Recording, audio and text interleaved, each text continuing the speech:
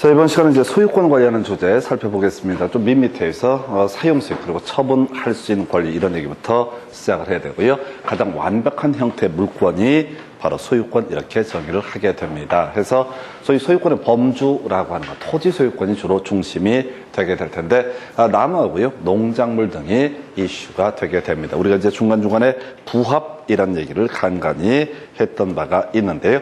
자, 내용 보시게 되면은 토지 소유권 정당한 이기는 범주 내에서 토지 상하에 미친다라고 해서 정당한 권원 없이 자 식재된 수목의 집단이라든가 다른 사람이 있다는 얘기입니다. 농작물 그리고 수확기에 이르기 전이다라고 한다면 이것은 소유권의 범주에 토지 소유권의 범주에 해당이 되게 된다. 이렇게 일단 전제를 삼게 됩니다. 자, 그런데 토지 소유권에 부합하지 않는 케이스라고 해서 일단 정당한 권원에 의해서 재배된 농작물 또는 정당한 권원에 의해서 식재된 수목의 집단, 갑소유의 X 토지에 대해서 을이라는 사람이 지상권을 가지고 있다. 그래서 여기다 나무를 심었다 또는 농작물을 심었다라고 한다면 이 수목 또는 농작물이라고 하는 것은 정당한 권원을 가진 사람, 지상권자 또는 이게 임차인이면 임차인 소유에 속하게 된다. 토지 소유권에 부합하지 않는다. 이렇게 봐야겠고요.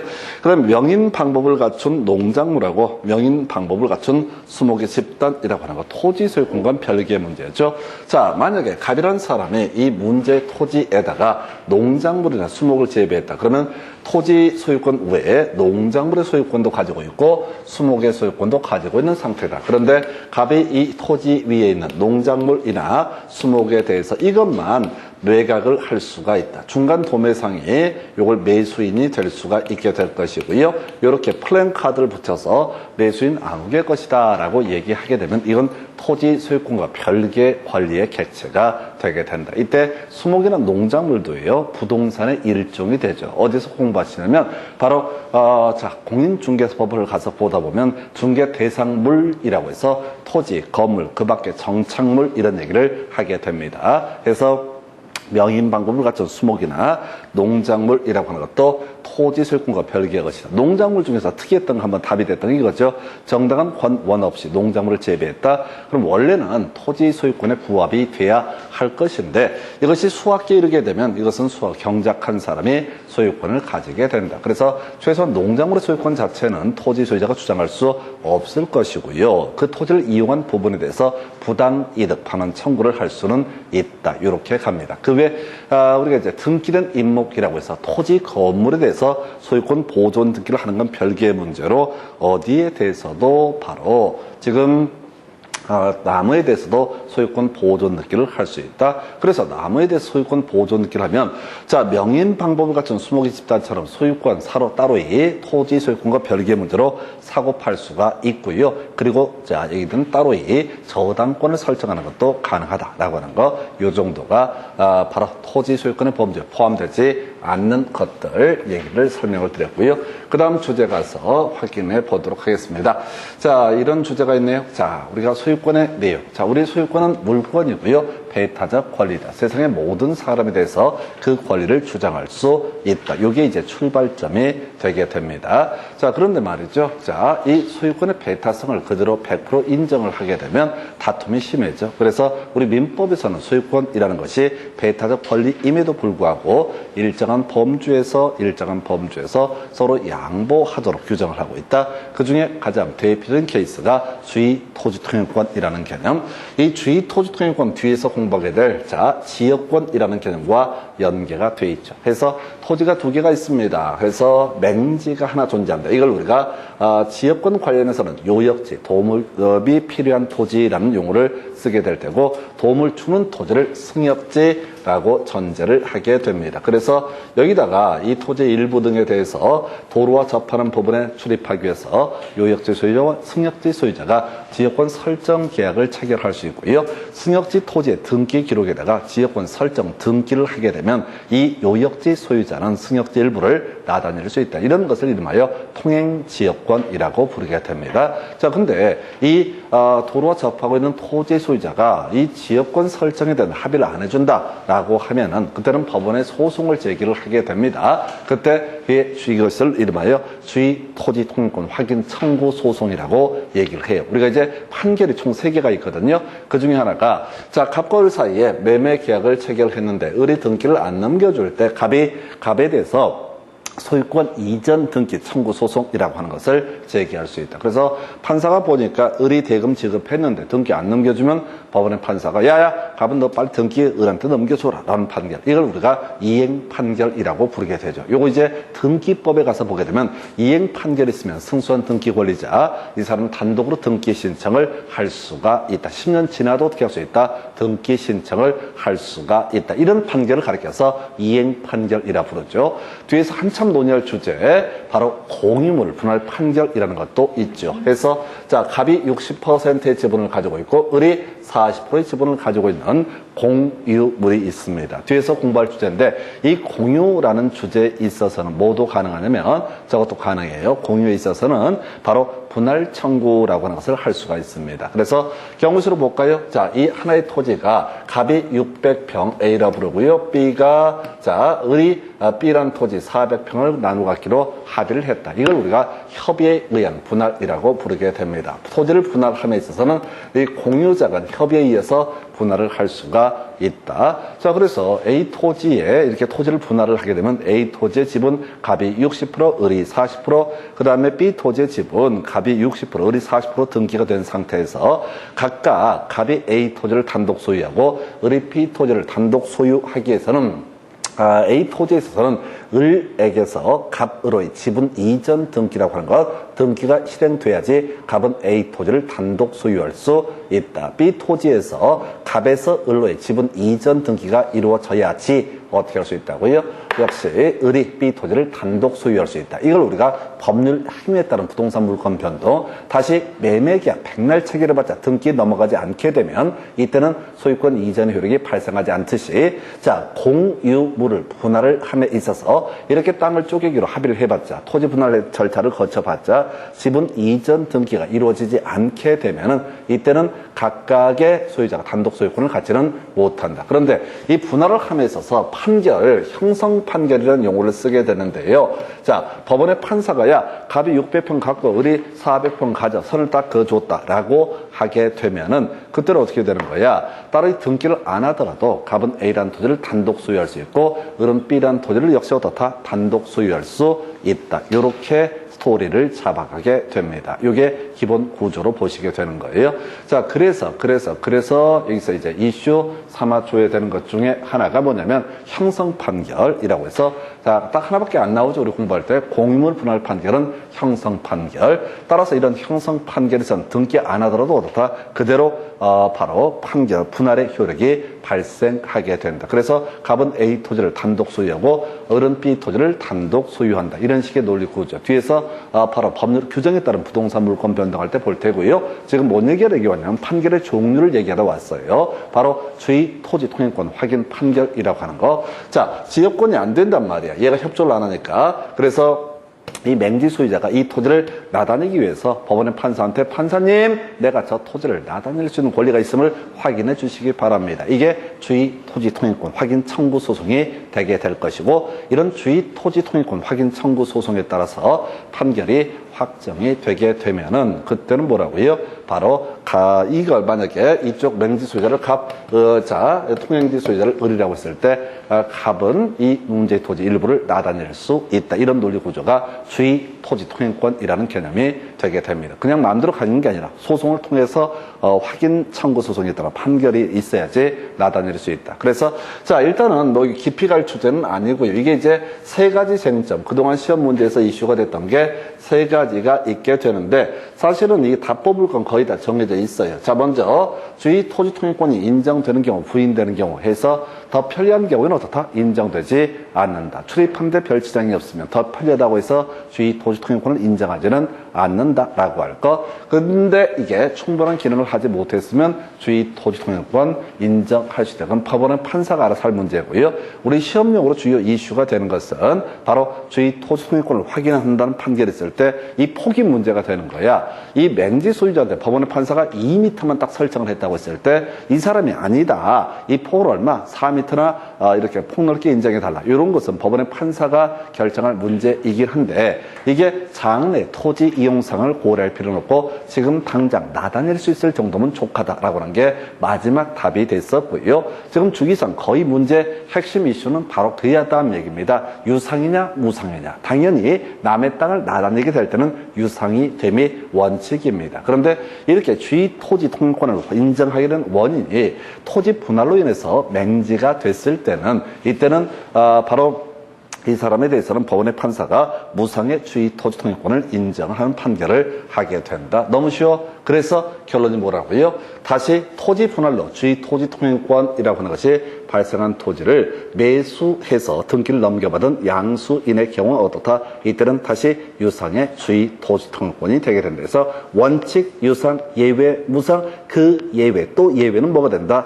유상이 되게 된다. 그럼 시험 문제에서 뭘 얘기했어요? 예외 가지고 구성을 하게 됩니다. 그 외 이 맹지했던 토지가 다른 공로에 접할 수 있게 됐다. 그러면 어떻다? 이때 주의 토지 통행권은 소멸하게 된다. 큰 의미는 없어요. 그래서 폭 얘기하고 그리고 또 하나의 쟁점을 삼아야 되는 것이 바로 유상이냐 무상이냐 이런 것들이 주요한 출제 이슈가 되게 됩니다. 그래서 이렇게 개념을 확인해 보셨고요. 그 다음에 이제 검토 드리게 될 주제 상린 관계 중에서 나머지 좀 잡다한 얘기들 줄서 기다리고 있죠. 그래서 자, 첫 번째 임지사용청구권에서 이웃토지 사용 청구권이라는 것이 있는데 지문 1개 구성이 됐습니다. 그래서 자, 담장 설치 등을 위해서 필요했을 때 이웃토지 사용을 청구할 수 있다. 이 얘기는 뭐냐면 청구권이라는 표현을 쓰고 있지만 상대방은 협력할 의무가 있다라고 하는 것. 다만 그것이 주거용 목적인 주거 목적의 건축물 등에 해당이 되면 이때는 어떻다? 사용 청구를 거절할 수 있다. 별로 중요치 않아. 지문 1개 구성됐던 사례 버리시고요. 자, 담장 설치 청구권. 자, 요게 지금 7년 동안 2번인가 답을 구성했던 그런 사례가 되게 됩니다. 그래서 설반측비라고 하는 것을 먼저 외우고 들어가야 되죠. 설반측비라고 하는 거. 설치 비용은 어떻다? 절반씩 부담하게 된다. 그 다음에 측량비용이라고 하는 것은 바로 면적에 비례해서 부담하게 된다. 외우셔야 돼. 아주 별것도 아닌데 겁나 짜증나게 말장난하는 파트가 되게 됩니다. 두 가지 쟁점이 나오게 되는데 그 중에 하나가 설반측비. 자, 그래서 담장 설치 청구권이라고 하는 개념이 하나가 있게 됩니다. 담장 설치 청구권이라는 개념이 있게 되는데, 자, 담장 설치 청구권, 자, 한 사람에게 권리입니다. 그러면 상대방에게는 어떻다? 협력할 의무가 있다. 이게 첫 번째 이슈. 두 번째, 이렇게 해서 둘이서 2개 토지에 걸쳐서 담장을 설치한다라고 했을 때 이때 먼저 자 측량을 해봐야 돼. 측량 위치를 특정을 해야 돼. 경계를 잘못 표시하면 안 되니까 측량 비용은 어떻다? 면적에 비례해서 부담하게 된다. 반편 담장의 설치 비용이라고 하는 것은 이것은 이제 절반씩인가요? 해서 절반씩 부담하게 된다라고 하는 거예요. 이제 담장 설치 비용까지 이슈. 이 파트에서 마지막 주제는 협력 의무. 요걸 가지고 출제 포인트를 삼았어. 그 전에 나왔던 것이 설반측비. 자, 다만 여기서 이제 담장 설치 비용 쌍방이 절반에서 부담한다. 이 조항은 소위 임의 규정에 해당됩니다. 그래서 우리가 민법 조문 중에서 임의 규정이 있고요. 강행 규정이 있게 되는데 임의 규정이라고 하는 것은 이것을 배제하는 특약이 있다면 그 배제하는 특약을 우선하여 적용하는 것을 임의 규정. 주로 이제 이슈가 되는 게, 자, 매매 비용이라고 하는 것도 바로 쌍방이 절반에서 부담한다. 이것도 임의 규정. 그리고 시험 문제 가장 많은 이슈로 삼았던 것은 저당권의 효력, 부합물 종불에 미친다라는 말이 나오게 됩니다. 되는데 이것은 배제 특약이 있다면 어떻다? 저당권의 효력을 부합물 종물에 미치지 않도록 할 수 있다. 마지막 논의할 것이 동의 없는 전대차에서 임대인 해지할 수 있다라는 민법 조문이 있는데 임대차 계약을 체결할 때 동의 없는 전대차에 대해서 임대인의 해지권을 배제하는 특약이 있다면 그것은 바로 특약을 우선 적용해서 임대인 동의 없는 전대차에 대해서도 해지할 수 없는 이런 것들 한 4가지 정도가 이슈가 되는데 뭐 여기는 그렇게 깊이 갈 주제는 아니고 일단 설반 측비 자 담장 설치 협력 의무 있었고요. 그리고 이에 대응해서 다 설반 측비에서 설치 비용은 절반씩 측량 비용은 면적에 비례해서 부담을 하게 된다. 이렇게 세트 보셨고요.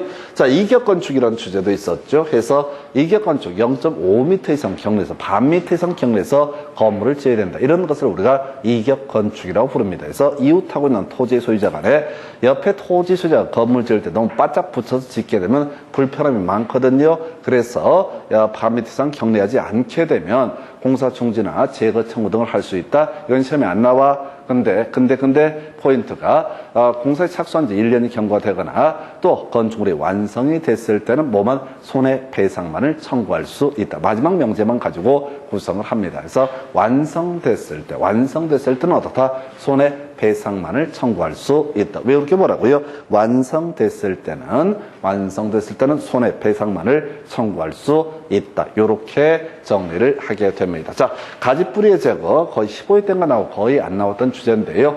자, 옆에 있는 토지에서 가지라고 하는 것이 내 땅으로 넘어오고 있다. 그러면 이제 제거 청구를 먼저 한 다음에 제거 청구에 들어주지 않게 되면 그때 제거할 수 있고요. 뿌리라고 하는 것은 청구할 필요도 없이 바로 어떻게 할 수 있다? 제거할 수 있다. 이 정도 주의 토지 통행권부터 시작해서 바로 담장 설치 청구권, 그 다음에 이격 건축, 그리고 가지 뿌리의 제거 이런 것들이 16년 동안 소위 상린 관계와 관련해서 주요한 출제 이슈가 되게 됩니다. 다만 우리가 문제 풀어갈 때 16년간 2번이고 3번 나왔었는데 물 얘기가 나와요. 물 얘기. 옆에 토지에 있는 물을 내가 받았을 때 걔가 막지 못한다든가 이런 잡다한 얘기 나오는데 그 물 먹이려고 하는 소리가 아무런 의미가 없어요. 왜? 지금이 농경사회가 아니기 때문에 물에 관한 상린관계 이런 것들은 그냥 수험생들을 겁주려고 툭 던져놓는 그런 지문에 불과합니다. 그래서 요 정도가 자 소유권 배타성을 좀 완화한달까요? 요 얘기가 상린관계라는 개념이 되게 된다. 해서 자 이제 문제 가지고 한번 체크를 해보겠습니다. 자 요거는 이제 좀 독특한 형태의 문제가 될 텐데 29회 때 나왔던 문제 위치를 좀 두기가 애매해서 여기다가 한번 배치를 해봤어요. 그래서 자 선량한 관리자의 주의 의무를 부담하지 않는 사람 일단 답은요 4번으로 구성을 해놨고요. 자 용어 선관 의무라고 하는 것이 있게 되죠. 그래서 이 선관 의무는 공인중개사법에서 중개계약을 체결하게 되면 그때도 소위 선관 의무라는 개념이 있습니다. 그래서 사실 이런 문제는 좀 내공이 있으면 아주 쉽게 푸는 문제고 외워서 풀기는 좀 곤란해. 그래서 선량한 관리자의 주의 의무라고 하는 것 주로 유치권 할 때 이슈가 되게 되는데 목적물 갖고 있다가요 다시 온전하게 돌려줄 의무 이걸 우리가 선량한 관리자의 주의 의무라고 부르게 됩니다. 그래서 결국은 돌려줘야 되는 경우에는 어떻다? 선관 의무를 부담하게 된다. 현재 점유하고 있는 사람이 이 목적물을 누구한테 다시 반환할 의무가 있을 때 이걸 뭐라 부른다? 선관 의무라고 부르죠. 나중에 우리 특히 이제 어디서 상가 건물 임대차 보호법 할 때 그런 거 나와요. 자, 상가 건물 임대차 보호법에서는 1년 단위로 가긴 하는데요. 계약 갱신 청구권이라는 개념이 있게 됩니다. 상가 건물의 임차인이라는 사람은 임대인에 대해서 바로 갱신 청구를 할 수 있다. 최대 몇 년까지? 10년까지. 근데 갱신 청구 거절할 수 있는 사유가 3가지는 외워달라. 첫 번째 이슈 3기분 차임의 연체라고 하는 거 이게 갱신 청구의 한 사유가 되게 된다. 두 번째 이슈 고의 또는 중대한 과실로 파손했을 때. 세 번째 이슈 뭐가 있었냐면 동의 없는 전대차를 했을 때 즉 임차인이라고 하는 사람은 임대인과의 관계에서 차임 지급할 의무 있고요. 자기가 이용을 해야 되고요. 세 번째가 나중에 임대차 기간이 만료가 됐을 때 이걸 반환할 의무가 있다라고 하죠. 그래서 이 셋 중에 어느 하나의 의무를 해태하게 되면 임대인이라는 사람은 임차인의 계약갱신 청구권에 대해서 거절을 할 수가 있다. 이게 기본 구조. 이게 같은 맥락에서 나중에 권리금 회수 기회 보호 배제 이런 주제와도 같이 연계가 되게 됩니다. 그래서 자 약간 얘기가 어긋났는데요. 선관 의무 돌려줘야 되는 경우 선관 의무가 문제가 된다. 해서 임차인은 누구한테? 임대인한테 목적물을 반환을 해야 되죠. 나중에. 그래서 잘 쓰고 잘 돌려줘라. 전세권자 뒤에서 공부할 건데 전세권 설정 계약, 전세금 교부, 전세권 설정 등기라고 하는 것을 통해서 성립하게 되는 전세권이라고 하는 물권. 이 물권은 나중에 전세권의 존속기간 만료가 되면 전세권자 입장에서는 전세권 설정자에게 목적물을 온전하게 돌려줄 의무가 있다. 그래서 목적물의 반환 의무하고 전세금 반환 의무는 소위 동시이행관계에 있다. 다시 기억하시고 동시이행관계 인정되지 않는 게 몇 개 있었죠? 피배임회라고 해서 자 피담보채무의 변제와 저당권 등기의 말소 의무 먼저 돈 갚아야 됩니다. 피담보채무의 변제와 담보가 등기의 말소 의무 먼저 돈 갚아야 됩니다. 그 다음에 배당금 반환 의무와 소유권 이전 등기의 말소 의무 뭔지 몰라? 하여튼 이것도 먼저 배당금부터 먼저 반환해야 되고요. 주택임대차 보호법 따른 임차권 등기 명령에 따른 주택임차권 등기가 됐을 때 임대차 보증금 먼저 반환해야 되고요. 그리고 등기의 말소 청구를 할 수가 있다. 이런 식의 논리구조 옆으로 좀 세웠고요. 다시 돌아가서 다른 건 몰라도 동시이행의 항변권 부인되는 것 세 가지 피배임이라고 하는 거 일단 체크해 주시고요. 그 다음에 이제 유치권자 이게 뭐라고 그랬어? 비용상환청권이라든가 또는 자 공사대금 채권을 근거로 해서 채무자 즉 소유자가 지금 빚을 갚지 않았을 때 목적물의 인도를 거절할 수 있는 권능을 가리켜서 뭐라 부른다? 유치권이라고 부르게 된다. 해서 유치권이라고 하는 것도 결국은 어떻게 해야 돼요? 빚을 갚게 되면 목적물을 온전하게 돌려줄 의무가 있다. 해서 나중에 유치권의 소멸 청구라고 해서 자 채무자는 유치권자가 선관 의무를 위배하거나 동의 없이 이 목적물을 불법적으로 사용 등을 한다라고 하면 유치권의 소멸을 청구할 수 있다. 이런 주제와도 연계가 됩니다. 그 다음에 점유 매개 관계에 있어서 직접 점유자 이거 진짜 익숙해져야 돼. 갑 소유의 X 토지에서 을과 임대차 계약 체결이 되고 을이 임차인의 지위를 가지고 있다. 이 사람은 어떻다? 갑에게 자 목적물 반환해야 되죠. 이때 점유 매개 관계라고 하는 것은 임대차 계약을 가리켜서 점유 매개 관계 임차인을 뭐라고 부른다? 직접 점유자 임대인을 뭐라고 부른다? 간접 점유자. 그래서 직접 점유자는 간접 점유자에게 목적물 반환을 할 의무를 지게 된다 해서 하여튼 자 소유자 여기다 이 문제를 여기다 배치한 취지는 소유권이라는 것은 혼자서 가지고 있는 거니까 누구한테 돌려주고 말고 할 성질의 것은 아니다 해서 하여튼 좀 특이했던 문제 29회 때 구성이 됐었고요. 그 다음 문제 가서 살펴보도록 하겠습니다. 자, 주의 토지 통행권 등 옳은 것을 고르시오. 답을 외워야 돼. 유상, 무상 얘기하고요. 그 다음에 바로 출입할 수 있을 정도면 족하다라고 하는 거. 그럼 나머지 주제들은 설렁설렁 보셔야 돼. 그래서 중간에 막히더라도 전혀 문제가 되지 않는다. 1번 지문요. 자, 철거를 청구할 수 없다 해서 이렇게 하십시다. 자, 토지가 있고요. 이쪽으로 주의 토지 통행권이 인정이 된다라고 했을 때 이 통행권자, 나다닐 이 사람은 여기다 통로 등을 개설을 할 수 있다. 근데 통행지 소유자가 여기다 뭐지요? 이 통로를 막아버렸다거나 그럼 당연히 어떻다? 철거 등을 청구할 수 있다. 이런 주제예요. 2번 지문요. 토지 분할로 무상의 주의 토지 통행권을 취득한 분할 토지 소유자가 그때 이 토지를 팔아먹었을 때 양수인에게는 무상의 주의 토지 통행권이 인정되지 않는다. 오른편이고 주요 출제 포인트입니다. 아마 다시 이 주제가 출제가 되면 제일 유력한 문제가 이 문제가 되게 될 거예요. 그래서 일단 여기서는 옳게 구성했고요.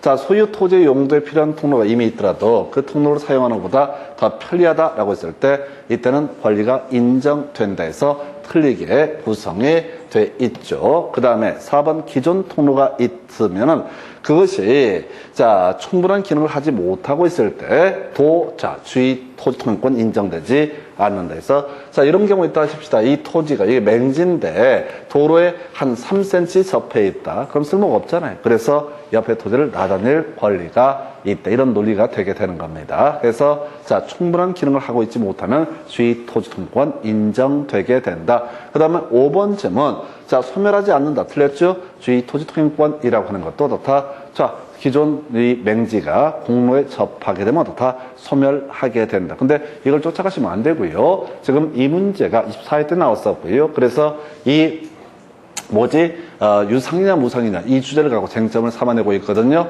그리고 중간에 딴 문제 하나 나왔습니다. 그럼 앞으로 또 내일 문제도 그저 뭐라고요? 유상이냐 무상이냐가 제일 유력한 주제가 되게 된다. 그래서 정리 한번 하겠습니다. 자, 맹지 소유자, 접하고 있어도 충분한 기능을 하지 못하고 있는 이런 토지의 소유자가 주변 토지를 나다닐 필요가 있으면 법원에 소송을 제기해서 주의 토지 통행권 확인 판결을 받게 됩니다. 그러면 이 사람은 통로 설치해서 여기를 어떻다? 나다닐 수 있다. 그런데 이 통행지 소유자가 출입을 방해하게 되면 제거를 청구할 수 있다라고 할 것이고요. 그 정도. 그리고 이 아이가 혹시 도로가 이쪽에 개설이 되게 되면 주의 토지 통행권은 소멸하게 된다. 뭐 이런 식의 얘기인데 답을 외워야 돼. 주의 토지 통행권 하면 유상이냐 무상이냐 이게 출제 이슈가 되고 있다. 답이라도 외우셔야 돼. 이거 줄줄줄 들으면 다 알을 것 같은데 실제 남는 거 없어요. 답이라도 외우셔야 됩니다. 그 다음에 이슈 3을 가볼까요? 주의 토지 통행권 등 틀린 것을 고르죠. 3년 후에 27회 때 다시 한번 주의 토지 통행권이 출제가 되게 됩니다. 1번 가볼까요? 해서 자 지금 충분한 기능을 하지 못하고 있을 때 인정된다. 어렵지 않습니다. 사실은 중요한 포인트는 아니죠. 이게 기승전결의 기에 해당하는 부분이니까 쟁점 안 돼요. 2번 질문요. 자 이게 답을 뽑았나요? 주의 토지 통행권의 범위라고 하는 것은 장차 건립될 아파트의 건축을 위한 이용사항까지 미리 대비해서 정할 수 있다. 이게 틀리게 뽑았어요. 그래서 지금 당장 이 사람이 나다닐 수 있을 정도면 족하고 장래 토지 이용사항까지 고려할 필요는 없다. 아주 오래전에 나왔던 판례 중에서 그런 게 있었어요. 도로폭, 건축 법령상 도로폭 4m 충족하지 않아도 된다. 이런 것들도 과거 판례로 출제가 됐던 바가 있습니다. 그래서 주의 토지 통행권이라는 것은 그저 어떻다 나다닐 수 있을 정도면 족한 것이고 자 장래 토지 이용사항까지 고려할 필요는 없다. 이렇게 갑니다. 자, 주의 토지 통행권이 인정되는 경우 통로 개설 비용은 통행권자가 부담을 해야 된다. 당연한 얘기죠. 남의 땅을 나다니는 건데 거기다 보도블록을 설치한다. 그러면 당연히 통행권자가 비용을 지불을 해야 될 것이다. 근데 아까 이렇게 통로를 설치해놨는데 통행지 소유자가 출입을 방해한다. 그러면 당연히 철거를 청구할 수 있다. 이렇게 가게 될 것이고요. 그 다음에 통행지 소유자가 그 통행에 방해가 되는 축조물을 설치했을 때 그 소유자가 철거 의무를 부담을 하게 된다. 옳은 표현 되겠습니다. 읽지 말라고요. 중요치 않으니까. 읽어봐봤자 못 외운다고요. 자꾸 한번 봐서 가는 게 아니라 이것들은 지금 전혀 이슈가 되지 않아요. 해서 그 정도. 그 다음에 등기가 필요 없다. 맞죠? 우리가 등기할 수 없는 권리가 점유권이 있죠? 그 다음에 주의 토지 통행권. 이건 독자적인 물권이 아니야. 우리가 물권의 성립이라는 것은 기본적으로 등기라는 것이 있어야 성립하게 된다. 그런데 주의 토지 통행권은 소유권의 한 내용, 부속, 상린 관계에서 파생되는 개념이지 이 자체가 등기를 할 수도 없는 것이고 판결이 있다 할지언정 등기 자체도 불가능하다 이렇게 얘기하죠. 우리가 등기법을 보다 보면 절대적 각하사유로 하는 것이 있습니다.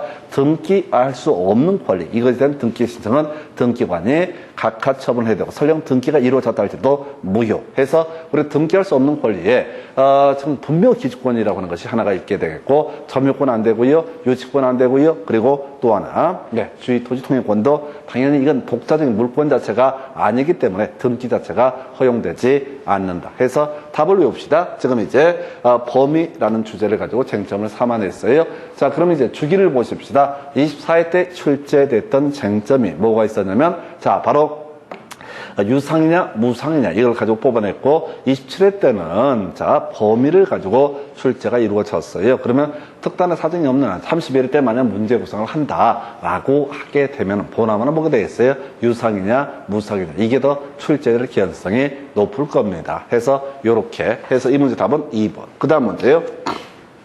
상민관계 등에 관한 설명 틀린 것을 고르시오라고 해서 가볼까요? 뒤에 자 서로 인접한 토지의 통상의 경계표 또는 담을 설치하는 경우 설치 비용은 면적에 비례해서 부담한다. 틀렸죠? 외운 게 뭐야? 설반 측비 해서 설치 비용은 절반씩 부담하고요. 측량 비용은 어떻다? 면적에 비례해서 부담한다. 말장난 해놨어요. 해서 다시 측량 비용은 어떻다? 면적에 비례해서 부담하게 된다. 설치 비용은 어떻다? 절반씩 부담한다. 아직 암기가 안 된 거야. 암기를 하셔야 돼. 설반 측비. 문장을 읽어볼 의미를 해석하지 말고 설반 측비 해서 설치 비용은 어떻다? 절반씩. 측량 비용은 어떻다? 면적에 비례해서 부담한다. 이런 걸 말장난을 해가지고 틀리게 뽑아냈어요. 이게 하여튼 출제 기술이니까 이게 이제 여기서만 그런 게 아니라 항상 전통적으로 내는 장난들 중에 하나가 이거예요. 그래서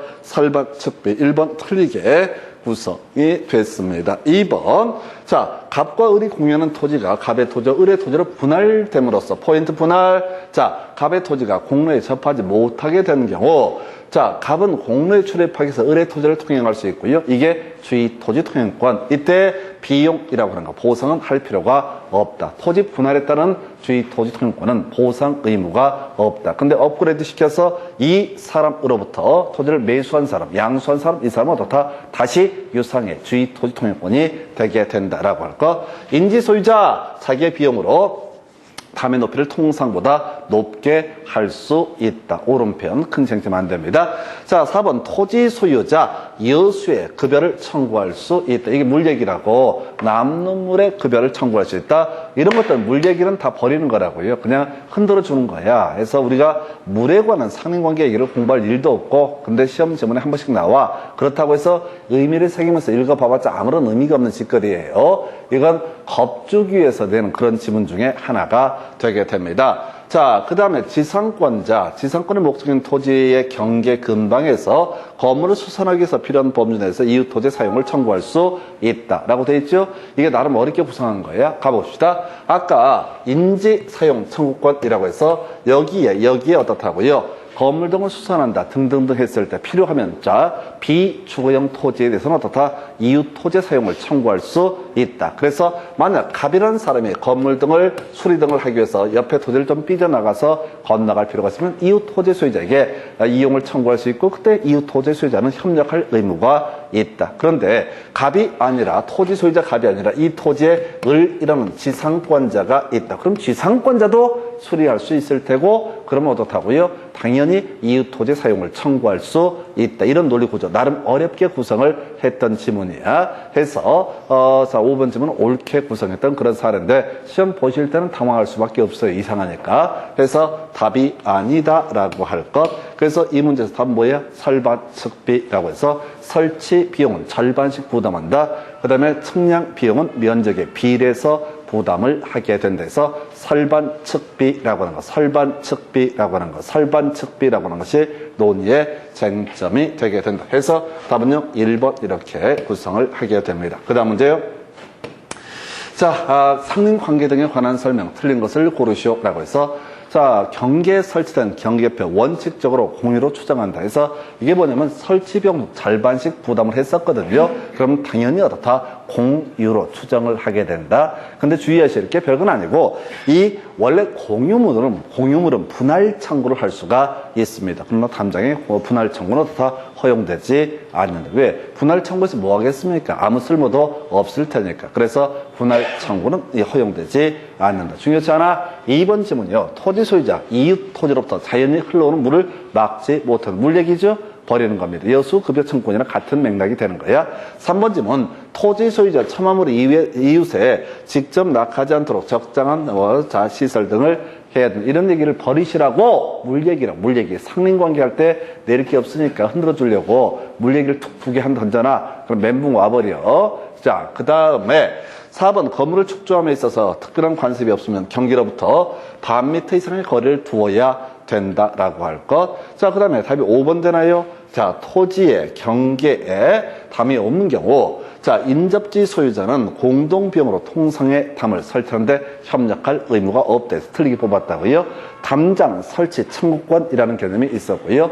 담장 설치 청구권이 있다는 얘기는 상대방은 어떻다? 협력할 의무가 있다. 다시요. 담장 설치 청구권을 가지고 있다는 얘기는 어떻다? 상대방은 협력할 의무가 있다. 똑같은 얘기로 이웃 토지 사용 청구라고 하는 것이 있게 되면은 상대방은 그게 주거지만 아니라고 한다면 이용에 협력할 의무가 있다. 이런 얘기야. 그래서 지금 담장 설치 청구권에서 이슈 삼았던 거, 자, 한쪽에서 권리가 되게 되면 상대방은 어떻다? 협력할 의무가 있다. 두 번째, 설반 측비. 외우셔야 돼. 알면서 헷갈리는 게 이거야. 설치 비용은 절반씩, 측량 비용은 면적에 비례해서 부담하게 된다. 설반 측비라고 하는 것을 외우셔야 됩니다. 그 정도에서 답은 5번. 그 다음 문제 가볼까요? 상린관계에 관한 설명. 자, 틀린 것인가요? 그래서 28회 때 나왔던 문제입니다. 자, 인접지의 수목, 뿌리가 경계를 넘을 때, 이때는 제거할 수 있다. 맞죠? 가지는 제거 청구를 한번 해야 되고, 뿌리는 바로 어떻게 할 수 있다? 제거할 수 있다. 2번 질문요. 주의 토지 통행권자, 통로를 개설했을 때 그 통로 개설 비용 등을 부담해야 된다. 쥐가 나다닐 거니까 당연히 통로 개설 비용을 부담을 해야 된다. 근데 통행지 소유자가 이 출입을 방해를 하기 위해서 담장 등을 설치했다. 그럼 그때는 제거 청구를 할 수가 있다라고 할 것. 3번 질문요. 통행지 소유자가 주의 토지 통행권에 기한 통행에 방해가 되는 담장 등을 설치했을 때 통행지 소유자가 철거의 의무를 부담하게 된다. 던져주는 것이고요. 자, 경계 설치된 담이 공유일 때 분할 청구는 어떻다? 허용되지 않는다. 해서 아까 우리가 기본적으로 담은 공유로 추정을 하게 됩니다. 왜? 아까 설치비용 절반씩 부담하는 게 원칙. 근데 지문 중에 그런 게 있었죠. 자기의 일방의 비용으로 담장을 통상보다 더 높게 설치할 수 있다. 이런 조항도 있었고. 그 다음에 사람이 목마른 사람이 이제 우물 판다고요. 자, 어떤 토지 소유자 한 명이 직접 담장을 설치하는 경우도 있다. 그때는 공유가 아니게 될 것이다. 이렇게 해석합니다. 그리고 원래 공유에 있어서는 지분 비율로 분할 청구라는 제도가 있었는데 여기서는 분할 청구의 대상은 되지 않는다. 이래 보셨고, 그 다음에 이걸 답을 뽑았네요. 경계선 부근의 건축 시 경계로부터 반 미터 이상의 거리를 두어야 되는데 이를 위반했을 때 건물이 완성된 후에도 건물의 철거를 청구할 수 있다 해서 틀렸죠. 완성되게 되면 어떻다? 손해배상만 청구할 수 있다. 완성되면 뭐라고요? 손해배상만 청구할 수 있다. 그래서 이 문제가 지금 28회 때 출제가 됐었잖아요. 그전 문제를 한번 비교를 해볼까요? 지금 요거 지금 25회 때 나왔던 질문에 반 미터 이상의 거리를 두어야 된다. 이런 명제 나왔었죠? 요 25회 문제를 보고 28회 출제위원이 한 걸음 더 들어가서 출제했던 주제가 바로 완성됐을 때 또는 1년 이상 공사가 진행이 됐을 때 이때는 손해배상만 청구할 수 있다. 근데 이게 뭐 디테일하게 다룰 부분은 아니다 보니까 짧게 구성하는 게 바로 완성됐을 때 손해배상 청구할 수 있다라고 하는 거예요. 그래서 답은 5번으로 구성을 했습니다. 자, 이렇게 보셨고요. 그 다음에 이제 검토 드릴 주제가 부합 얘기인데 잠시 끝났다 부합부터 이어서 또 설명을 드리도록 하겠습니다.